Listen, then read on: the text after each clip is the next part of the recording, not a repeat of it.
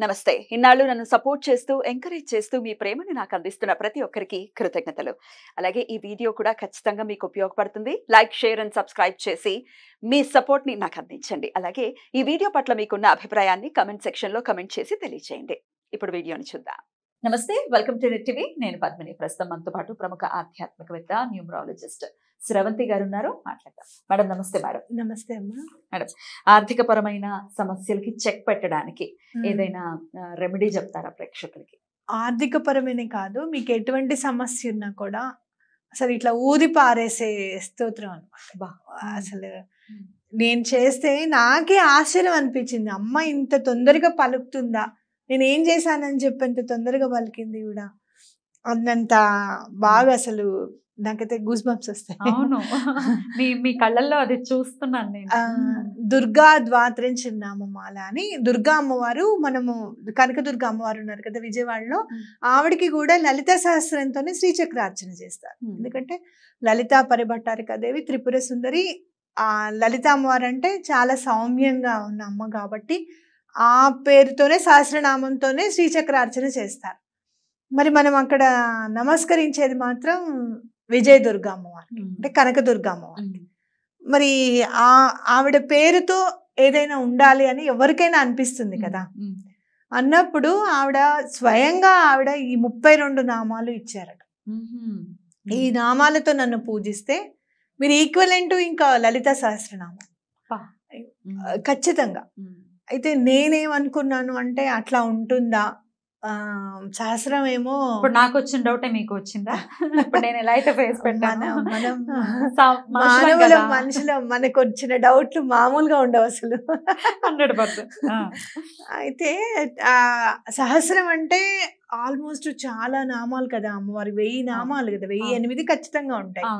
మరి అంత చదివిన తర్వాత వచ్చే ఫలితము ఇంత ఈ 32 నామాల్లో చదివితే వచ్చేస్తుందా అని అనిపించినప్పుడు మళ్ళీ నాకు నేనే సమాధానం చెప్పుకున్నాను.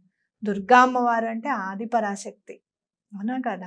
ఆ లక్ష్మీదేవి, సరస్వతీదేవి, ముగ్గురమ్మల మూలపుటమ్మ. ఆయన మీరు అక్కడ చదివింది అమ్మవారి దగ్గర పైన ఉంటుంది కదా, అది కూడా ఆల్మోస్ట్ ఈక్వలెంట్ టు లలిత సహస్రమేట. ఒక్కటి చదివితే అమ్మల గన్నమ్మ ముగ్గురమ్మల మూలపుటమ్మ అనేది చదివితే గనక ఆల్మోస్ట్ అది కూడా మనకి లలిత సహస్రం. అసలు చాలా ఈజీగా ఏదో మామూలుగా చదివేసుకుంటూ ఉంటారు. అది నేను విన్నాను ఒకసారి, చాగంటి కోటేశ్వరరావు గారు దీని గురించి చెప్పారు ప్రవచనాల్లో. అయితే ఈ 32 నామాలు గురించి మాత్రం నేను ఒకళ్ళు నాకు నా దగ్గర నుంచి అమౌంట్ తీసుకొని నన్ను ఇబ్బంది పెడుతున్నారు ఇవ్వడానికి. ఎవరో ఒకళ్ళు ఇచ్చే బదులు కడుగుతూ ఉంటారు. మనం అయ్యో పాపమని ఇస్తాం మన దగ్గర ఉన్నప్పుడు.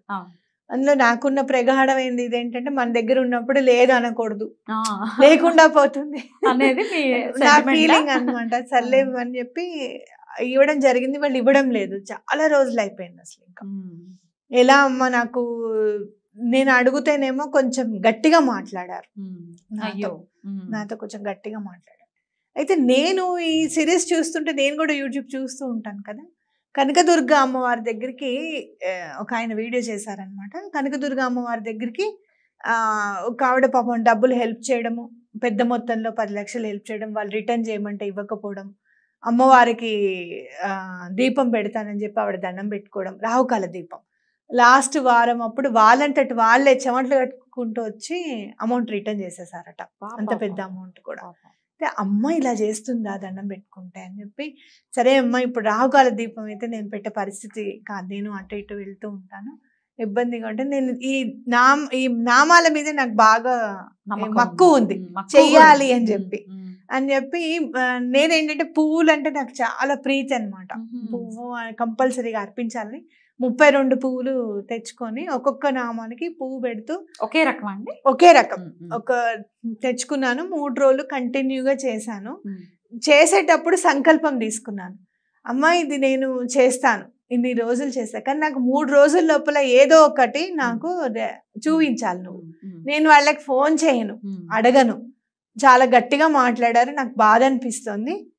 మీ ఇష్టం అమ్మ, నేనైతే చేయడం అయితే నేను చేస్తాను, చేయడం నా బాధ్యత, ఇప్పించడం నీ బాధ్యత. ఈ పని నీకు పెట్టాను మాత్రం నువ్వు అనుకోవద్దు. ఎందుకంటే నేను ఇచ్చేటప్పుడు నిన్ను అడిగి ఇవ్వలేదు కదా.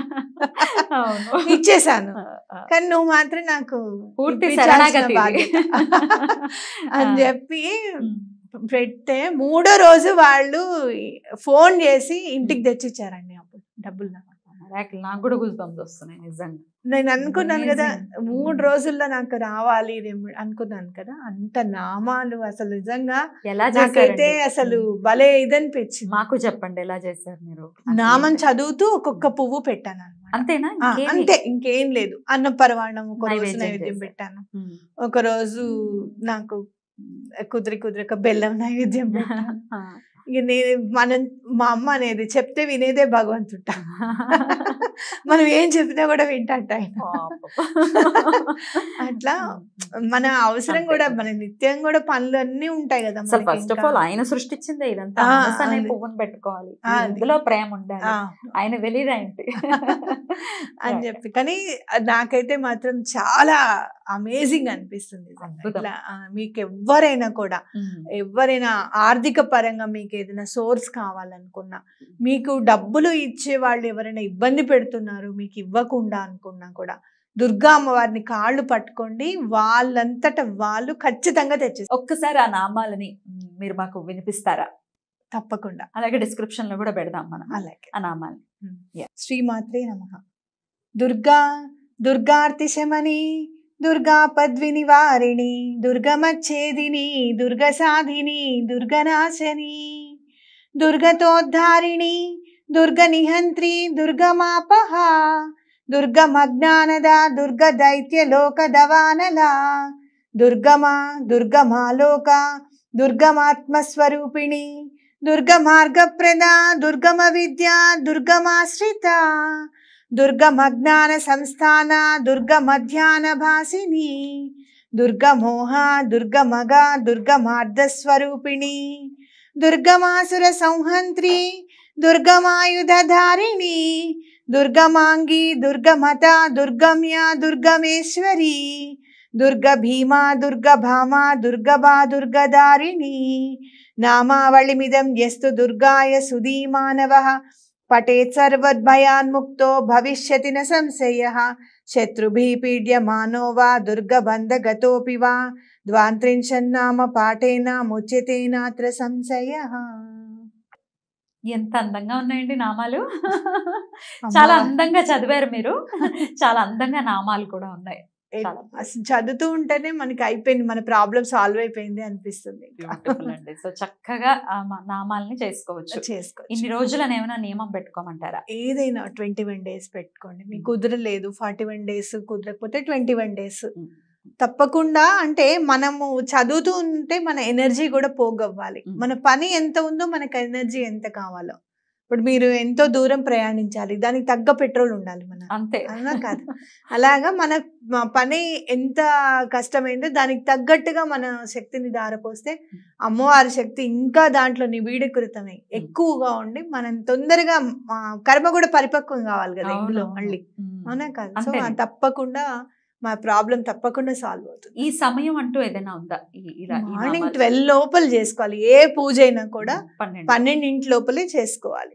సో 11 వరకు అయినా చేసుకోవచ్చు, తప్పేమీ లేదు. మార్నింగ్ అవర్స్ లో పిల్లలు స్కూల్కి వెళ్ళిపోతారు కాబట్టి, జనరల్ గా స్కూల్కి వెళ్ళే పిల్లలు, చదువుకునే పిల్లలు, వాళ్ళకి మనకే కదా, అలాంటి వాళ్ళకి కదా ఆర్థిక ఇబ్బందులు అనేది ఉండేది. కాబట్టి ఆ టైంకి చేసుకోవచ్చు. ఓకే. కాదు మేము ఆఫీసులకు వెళ్తామండి, సాయంత్రం చేసుకోవచ్చా అని కొంతమంది. ఎంత టైం పట్టింది ఇప్పుడు?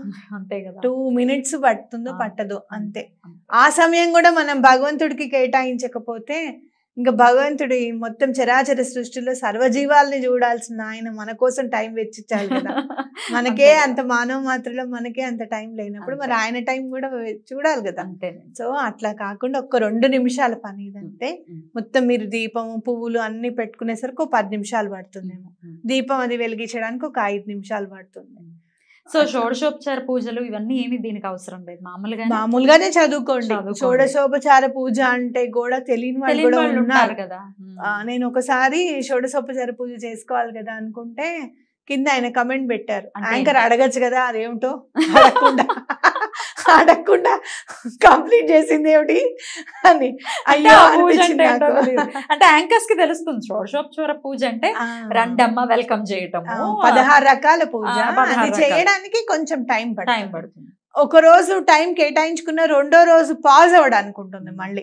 కాబట్టి నేనేం చెప్తానంటే అట్లీస్ట్ పంచోపచారాలు, దీపం వెలిగించడం, ధూపం పెట్టడం, పువ్వులు పెట్టడం, నైవేద్యం చదవడం, నైవేద్యం పెట్టడం, హారతి ఇవ్వడం, అది అలా చేసుకున్న పని అవ్వాలి కదా ముందు మనకి. ఇంకోటి ఏంటంటే నేను గమనించింది, మనకి చాలా ప్రాబ్లంగా ఉందనుకోండి, ఎక్కువసేపు ఏది కూడా చేయడానికి మనకి అదే ప్రాబ్లమ్ ఇదిగా ఉంటుంది, మనస్కరించదు, మైండ్ అంతా డిస్టర్బ్డ్ గా ఉంటుంది.